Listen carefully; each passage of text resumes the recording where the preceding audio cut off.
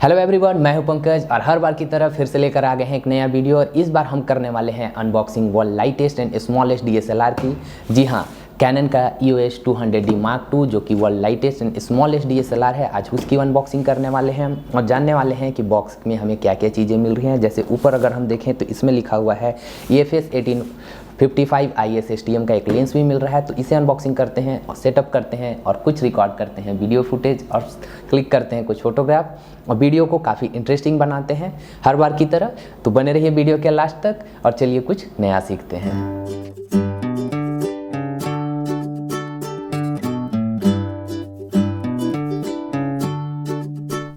तो फाइनली देखते हैं कि बॉक्स में हमें कौन कौन सी चीज़ें मिल रही हैं। तो सबसे पहले हमें मिलता है कैनन इमेज एकेडमी का एक स्लिप है।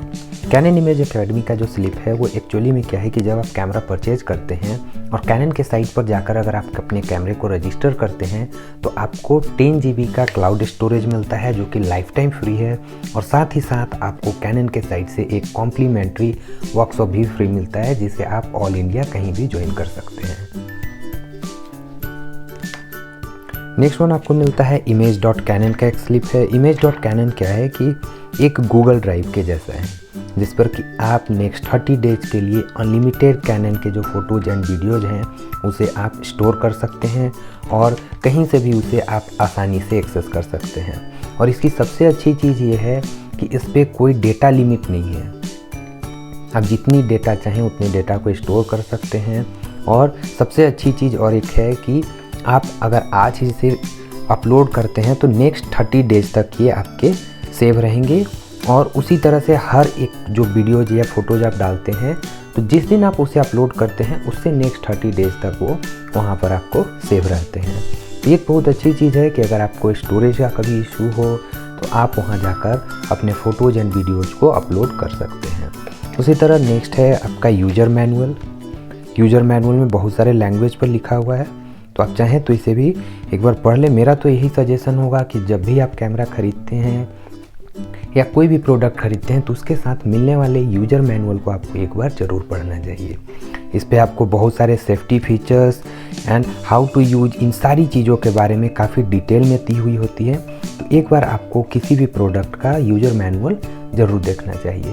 अब अगर नेक्स्ट इसके फ्लैप को अगर हटाऊँ तो हमें मिलता है इसका वारंटी स्लिप।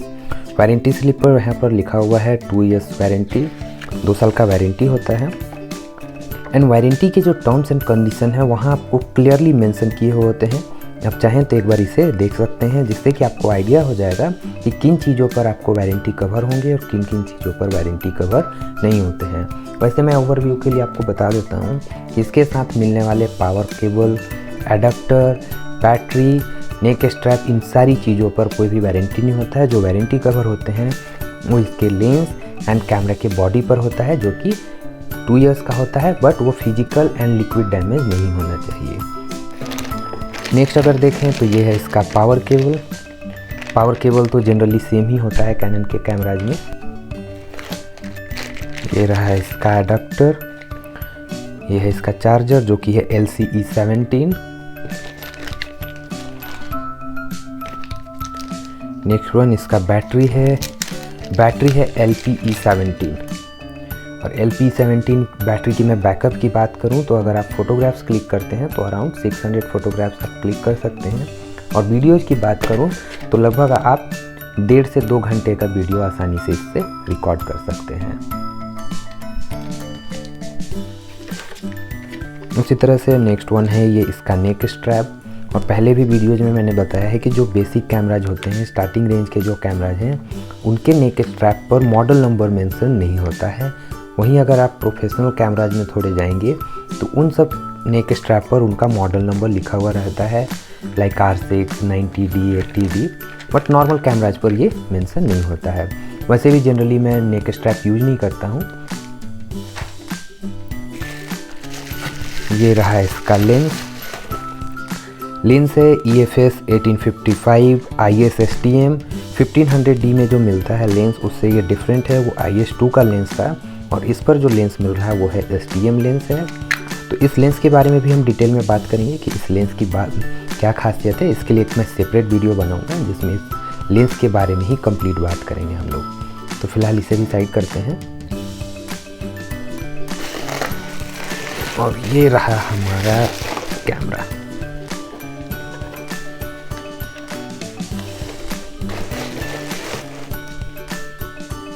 ये रहा Canon EOS 200D Mark II।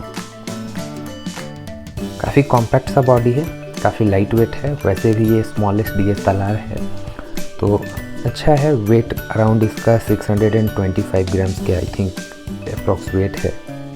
तो पहले बाकी सारी चीज़ों को साइड करते हैं और जो चीज़ें इंपॉर्टेंट है पहले उसके बारे में बात करते हैं और कैमरे को रेडी करते हैं। तो फाइनली जो चीज़ें इंपॉर्टेंट नहीं थी उन सारी चीज़ों को हम लोगों ने साइड कर दिया है और फाइनली पहले एक एक करके कुछ इंपॉर्टेंट पॉइंट्स के बारे में पहले बात करते हैं जो हमें पहले ध्यान में रखना चाहिए जब हम कैमरा परचेज़ करते हैं। उससे पहले हमें कुछ कुछ चीज़ों का ध्यान रखना चाहिए। तो सबसे पहली चीज़ कि आपको कभी भी इस तरह के मेमोरी कार्ड होल्डर्स जो हैं या एडाप्टर जिसे आप बोल सकते हैं वो यूज नहीं करने हैं अपने कैमराज में। आप हमेशा एक डेडिकेटेड मेमोरी कार्ड ही यूज करें क्योंकि इससे क्या होते हैं कि उसके मेमोरी स्लॉट के डैमेज होने के चांसेस काफ़ी ज़्यादा बढ़ जाते हैं। दूसरी चीज़, बहुत बार आपका कैमरा थोड़ा हैंग भी करेगा और साथ ही साथ इससे मेमोरी लॉस होने के चांसेस काफ़ी ज़्यादा होते हैं। स्पीड स्लो हो जाएगा कैमरे का, फोटोग्राफ्स आपके लेट से सेव होंगे, तो ये सारी चीज़ें प्रॉब्लम करती हैं। तो इस तरह के कार्ड होल्डर के साथ आपको कभी भी कैमरा यूज नहीं करना है। आप हमेशा एक डेडिकेटेड मेमोरी कार्ड कैमरे के लिए ज़रूर परचेज करें और कोशिश करें कि मिनिमम वो 95 Mbps का हो और एक्सट्रीम प्रो हो तो ज़्यादा बेटर ऑप्शन है। नॉर्मल मेमोरी कार्ड आप कोशिश करें अवॉइड करना।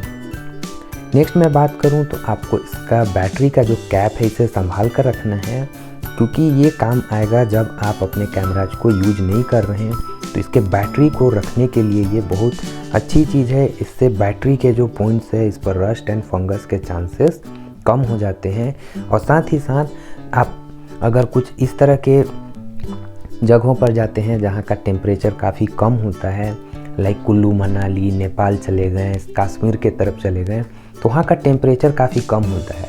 तो ऐसी सिचुएशंस में बैटरी जल्दी ड्रेन होते हैं। तो आप कोशिश करें कि इसका बैटरी कैप जो है वो कैरी करें और साथ ही साथ इसे यूज भी करें।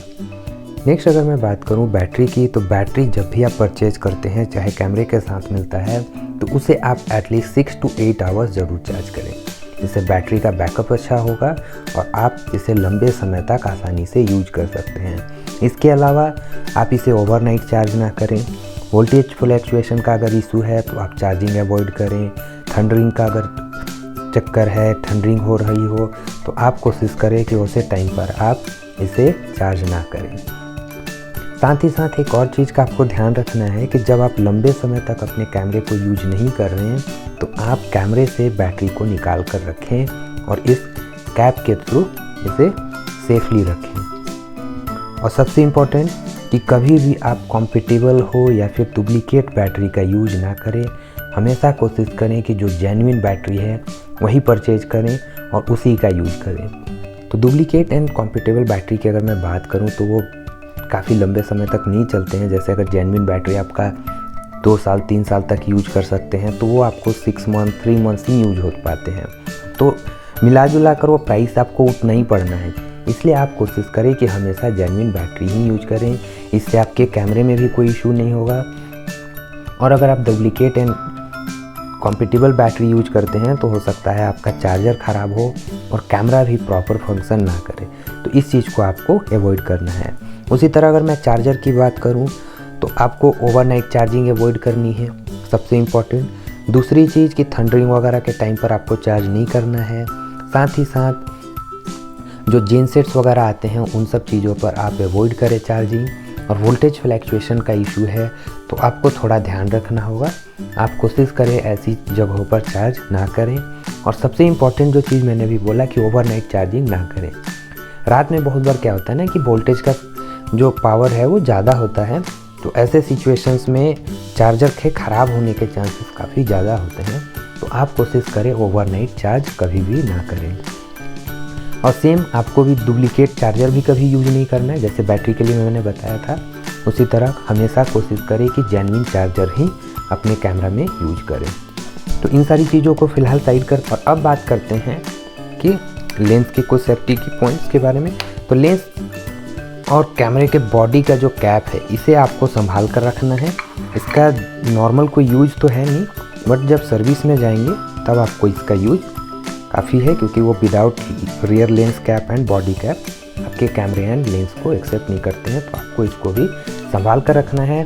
और एक लेंस जो है आप कोशिश करें कि उसे कैमरे में लगा कर ही रखें।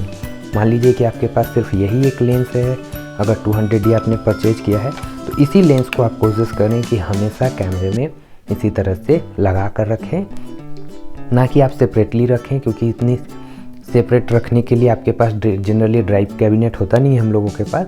तो कोशिश करें कि एक लेंस जो है वो हमेशा कैमरे के साथ लगा हुआ हो।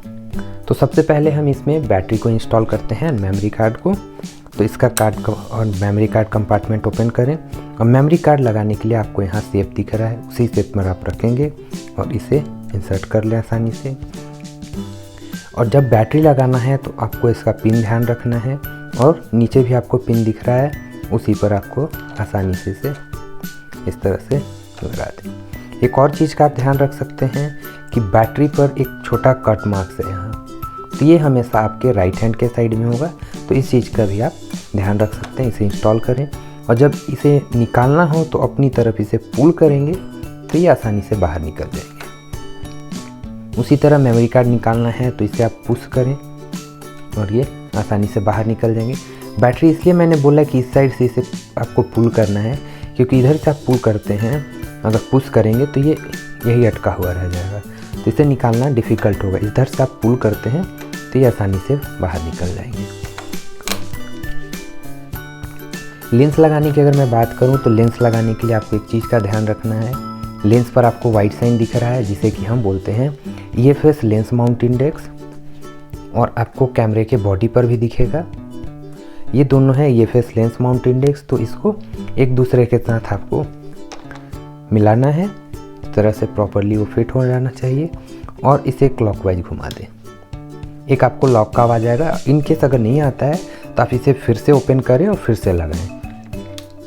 जब लेंस को आपको ओपन करना है तो ये है लेंस रिलीज बटन, इसे प्रेस करें और एंटी क्लॉकवाइज घुमाकर आप इसे बाहर निकाल सकते हैं। ये काफ़ी सिंपल है। तो ये इतना सिंपल है। अब आप इसके कैप को स्क्वीज करके इस तरह से बाहर निकाल लें, और जब फिट करना है तो स्क्वीज करें, यहाँ प्लेस करें और इसे रिलीज कर दें। ये आसानी से फिट हो जाएगा। तो इसे हटा लेते हैं और कैमरा को ऑन करते हैं।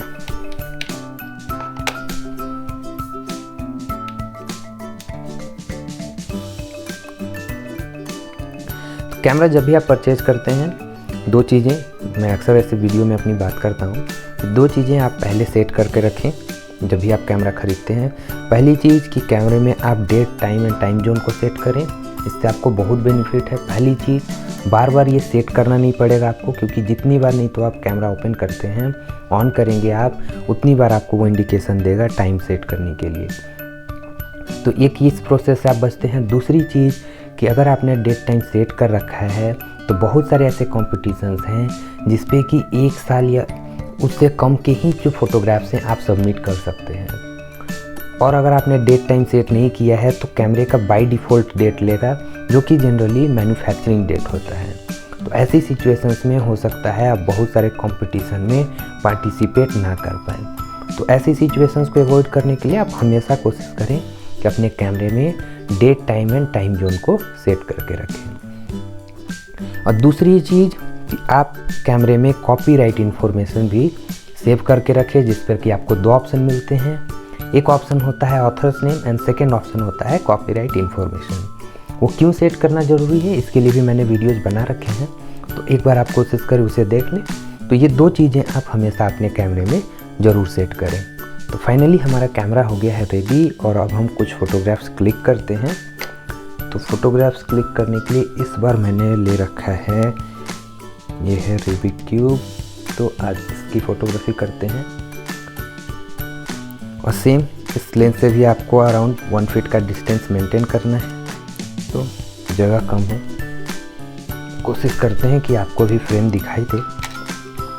इसमें एक अच्छी चीज़ ये है इस कैमरे में कि आपको 1500D के जैसे इस पर डिस्प्ले पर देखकर क्लिक करने में प्रॉब्लम नहीं होगी। जितना स्पीड से ये काम करेगा व्यू फाइंडर पर, उतना ही स्पीड से काम करेगा ये आपका लाइव व्यू पर भी। तो इसमें आपको काफ़ी आसान होने वाला है ये। आप दोनों में से किसी भी जगह पर देखकर फोटोग्राफ्स क्लिक करें, ये उतना ही स्पीड काम करेगा। तो पहले एक फ़ोटोग्राफ्स क्लिक करते हैं।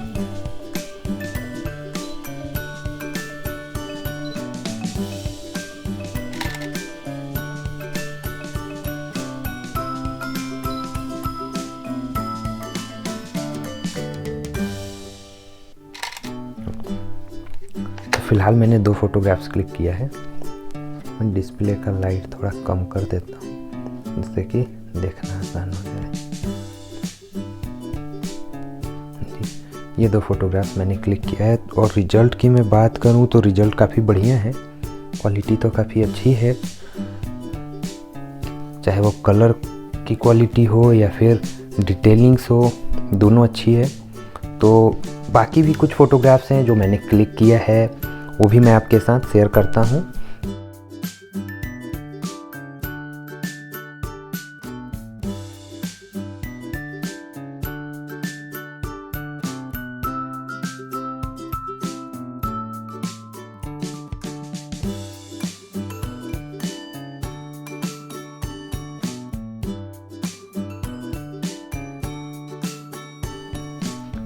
तो आज के लिए बस इतना ही। मिलते हैं आपसे नेक्स्ट वीडियो में। आपको वीडियो कैसा लगा आप हमें कमेंट सेक्शन में बता सकते हैं, और अगर वीडियो से रिलेटेड कुछ सुझाव हैं तो वो भी आप हमें कमेंट सेक्शन में लिखें। उससे आने वाली वीडियोज़ में हम सुधारने की कोशिश करेंगे। और अगर वीडियो अच्छा लगा तो इसे लाइक करें, दोस्तों के साथ शेयर करें और चैनल को सब्सक्राइब करना ना भूलें। तो मिलते हैं आपसे नेक्स्ट वीडियो में। तब तक के लिए बाय बाय, टेक केयर, जय हिंद, जय भारत।